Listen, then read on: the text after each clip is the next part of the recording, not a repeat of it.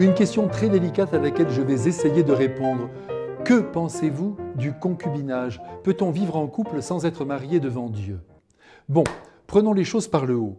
Dieu notre Père veut le meilleur pour ses enfants.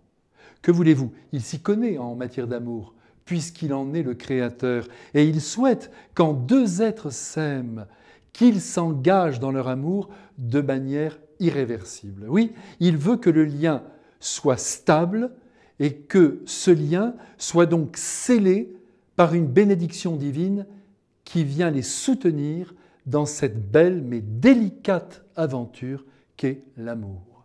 Qui se marie, comme on dit religieusement, donne ainsi à l'amour, assorti d'une promesse de fidélité, une portée infinie, une portée éternelle. Mais cela suppose évidemment la foi. Ceux qui n'ont pas la foi et qui par conséquent se mettent ensemble, comme on dit, eh bien, ne croyez pas pour autant que Dieu notre Père reste extérieur à leur amour.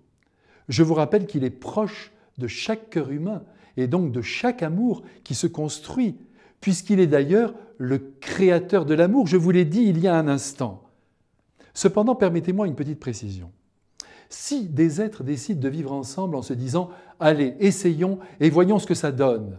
Si ça ne va pas, je ferai ma valise et tu te dégageras de ma vie. » Alors à cela, je ne saurais que trop leur conseiller de ne pas acheter le frigo et le canapé et de rester amants, amantes, si cela leur plaît, et de s'en tenir là.